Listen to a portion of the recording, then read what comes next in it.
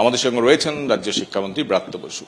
ব্রাত্যদা, এই ঘটনা কেন ঘটতে হলো? একটা যাদবপুর বিশ্ববিদ্যালয়ের মধ্যে শিক্ষামন্ত্রীর এইভাবে হেনস্থার শিকার হতে হলো। যাদবপুরে এটা তো প্রথম নতুন কিছু নয়, এর আগেও অনেকবার ঘটেছে।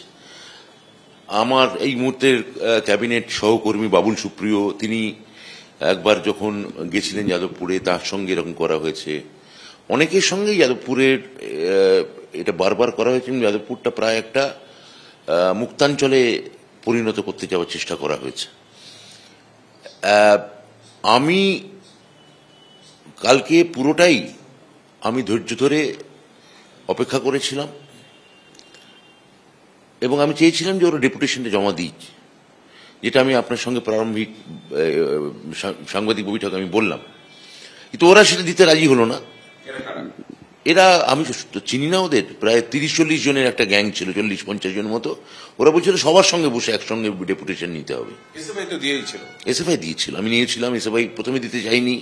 আমি যখন বললাম এসে ডেপুটেশন দিতে পারেন, আমি শুনবো, আমি প্রতিটি সংগঠনের সঙ্গে আলাদা করে দরকার হলে যদি কথা বলতে হয় কথা বলবো। কিন্তু ওখানে ওই 4-5টা সংগঠন নাকি ছিল আলট্রা লেফট, তারা বলছে আমাদের সবার সঙ্গে একসঙ্গে বসে ডেপুটেশন নিতে হবে। সেটা আমার পক্ষে সম্ভব ছিল না। 50 জনের সঙ্গে একটা প্রকাশ্য জায়গায় বসে ওখানে কোনো ডেপুটেশন দেওয়া হতো না, এটা হইচই হতো।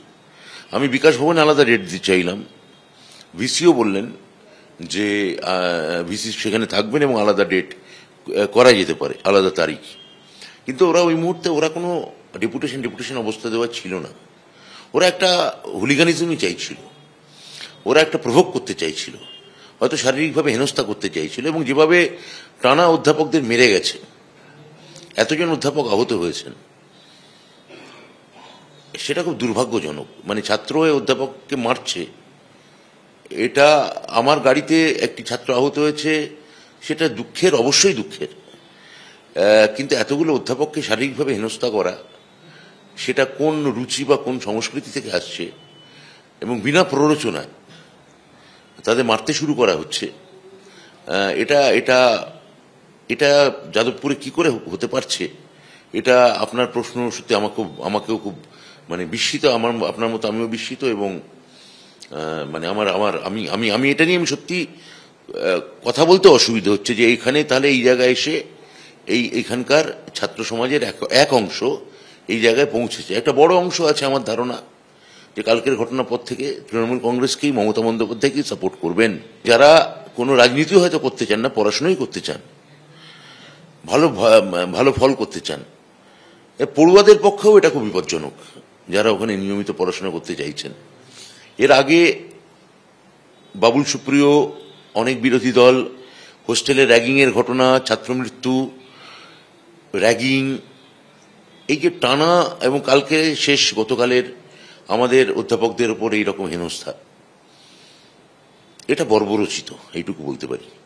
কিন্তু ধরুন, ওদের দাবি পূরণের পদ্ধতি হয়তো ভুল, কিন্তু ওদের দাবি তো অন্যায্য নয়। আপনার দলনেত্রী এখনো পর্যন্ত ভোট ঘোষণার প্রায় 1 বছর আগে থেকে ভোটার লিস্ট নিয়ে কার্যত দামামা দিয়েছেন ভোটের, কিন্তু আপনার ছাত্র সংসদ নির্বাচন রাজ্যের 8 বছর ধরে, 9 বছর ধরে বন্ধ হয়ে আছে। দেখুন, আমি তখন শিক্ষা দপ্তরের দায়িত্বে ছিলাম, মুখ্যমন্ত্রী আমায় নির্বাচন করতে বলেছিলেন এবং আমি নির্বাচন করেছিলাম। আমি এখনো নির্বাচন করতে চাইছি। আমার মুখ্যমন্ত্রী বলেছেন 28 আগস্টের সভা থেকে, আমাদের নেতা অভিষেক বন্দ্যোপাধ্যায় বলেছেন এই নির্বাচন হওয়ার কথা। ওরা, মুখ্যমন্ত্রী, দলনেত্রী যেখানে বলছেন যে আমি সময় বুঝে ঠিক জানাবো, আর 28 আগস্ট মানে সেপ্টেম্বর মাসের পর অক্টোবর মাসে পুজো চলে এলো, পুজোর পরে উপনির্বাচন হলো, ফেস্টিভ সিজন শুরু হলো, মাধ্যমিক পরীক্ষা শেষ হলো, উচ্চ মাধ্যমিক পরীক্ষা শুরু হচ্ছে। এই এতগুলো ঘটনার পর মার্চ মাসে বা এপ্রিল মাসে আমরা একটা নির্বাচনের ডেট আমরা জানাতেই পারতাম। আর আপনি এটা আমাকে বলুন, যারা নির্বাচন নিয়ে সংসদীয় ব্যবস্থা, আমি এসএফআই আমার ডেপুটেশন দিয়েছে, আমি বুঝতে পারছি, তৃণমূল ছাত্র পরিষদ আমার ডেপুটেশন দিয়েছে, বুঝতে পারছি, ওরাও তো ছাত্র আমাদের। এসএফআই ছাত্র মানে তো আমি তাকে বিরোধী বলে মনে করি না, সে আমার ছাত্র। তো ওরাও তো আমাদের ছাত্র, এবং ওরা রাজনৈতিকভাবে বিশ্বাস করে যে নির্বাচন বা সংসদীয় ব্যবস্থা হচ্ছে শুয়োরের কোঁয়ার।